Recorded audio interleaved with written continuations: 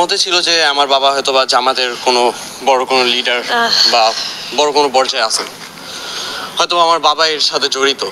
একটা জিনিসই বলার থাকবে যে মুসলিম কান্ট্রিতে যদি নামাজ পড়া যদি আপনার দোষ হয়ে থাকে, মসজিদ থেকে বের হনো যদি তাদেরকে জামাত শিবির বলা হয়, তাহলে তো ভাই জামাত শিবির, তাদেরকেও তো তাহলে গণহত্যা করা উচিত ছিল।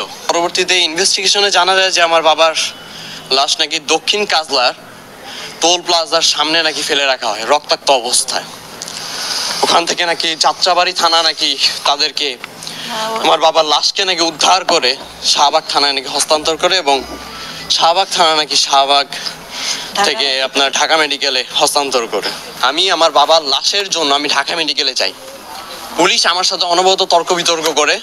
এক পর্যায়ে একজন পুলিশ সে বলে যে আমাকে একটা পুলিশ পারমিশন নিয়ে আসতে ঢাকা মেডিকেলে ঢোকার জন্য। আমি বলি যে আচ্ছা ঠিক আছে, আপনি আমাকে পুলিশ পারমিশন এনে দিলে ঢুকতে দিবেন তো? তিনি বলেন যে হ্যাঁ, আমি তো আমাকে ঢুকতে দিব। আমি আমার থানায় আসি, আমার ওয়ারি থানায় এসে আমি অনেক কষ্ট করে তাদের কাছ থেকে একটি পুলিশ পারমিশন নিই। পুলিশ পারমিশন নিয়ে আমি যখন তাদের কাছে যাই, তুমি তোমার বাবার লাশ এমনিই পাবে। আমি বলছি আমার বাবার লাশ আছে না কি আছে তা তো আমি জানি না, আপনি কিভাবে বললেন যে আমার বাবার লাশ আছে?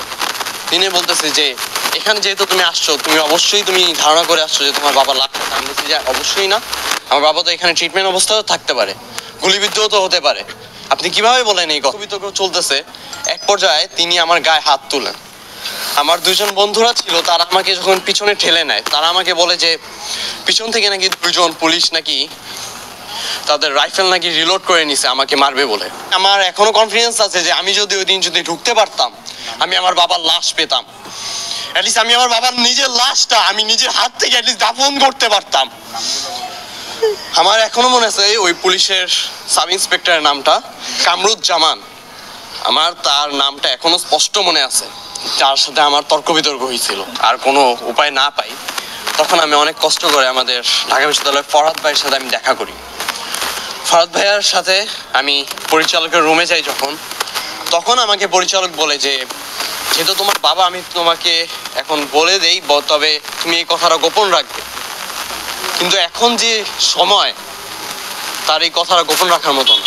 তিনি আমাকে বলেন যে 1000-এর উপরে লাশ হবে, তিনি নাকি আঞ্জুমান মফিদুল ইসলামকে দিয়ে দিয়েছে।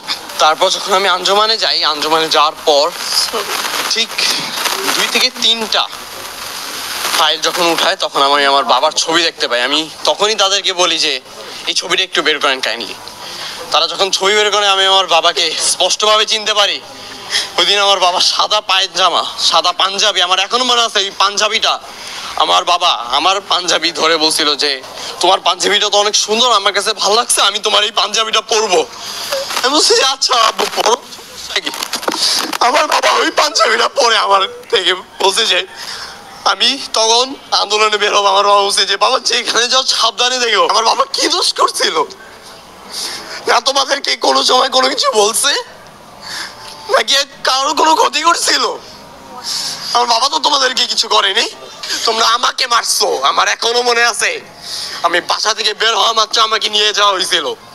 নিয়ে গিয়ে আমার ছাত্রলীগের কিছু নেতা ছিলেন একজন, তিনি আমাকে ওয়ারিতে নিয়ে গিয়ে আমার র্যাঙ্কিং স্টেজের সামনে আমাকে ফেলে রেখে এসেছিলেন। আমার এখনো মনে আছে, আমাকে আধা ঘন্টা যাবত মারতেন, তারপর আমাকে ঠান্ডা কড়কড়া ঠান্ডা মানে আমাকে খাওয়াতেন, এরপরে আবার মারতেন। মারতে মারতে আমি এক পর্যায়ে অজ্ঞান হয়ে যাই। আন্দোলনের আগে যে সময় আমার বাবার সাথে আমার লাস্ট দেখা, তখন আমার বাবা আমার শরীরে দাগ দেখে আমার বাবা আমাকে জড়িয়ে ধরে কান্না করে ফেলছে যে বাবা তুমি কেন যাচ্ছ? আমি বলছি যে বাবা এটা সবার জন্য, আমি একজন ছাত্র, আমার কিছুদিন পর আমি ঢাকা বিশ্ববিদ্যালয়ে যখন অ্যাডমিশন দিতে যাবো, আমি এই কোঠার জন্য যদি বেঁধে যাই, শুধু আমার একার জন্য তো না, এমন হাজারো শত শত ভাইয়েরা আছে যারা কিনা এটার জন্য আমার বেঁধে যাচ্ছে। তো আমি কেন চুপ থাকবো? আমি যদি এটার মধ্যে একজন হই, আমার যে ঠিক আছে তুমি একদম সঠিক কথা বলছো, আমি তোমার সাপোর্টে আছি। শুধুমাত্র এই কারণেই আমার বাবাকে আজ আমি দেখতে পারতেছি না। যদি কোঠা নিয়ে যদি কথা না হতো, তাহলেই মনে হয় আমি ওর বাবাকে পেতাম।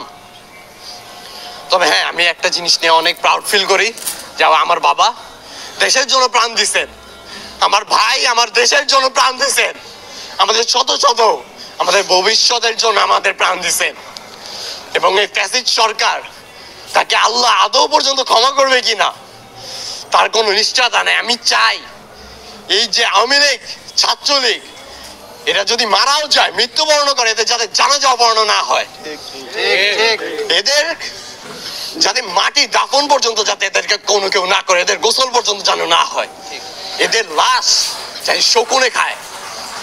এটা শুধু শুধু মুখ থেকে কারো আসে না, কতটা মানুষ কষ্ট পেলে এইসব কথা বলে।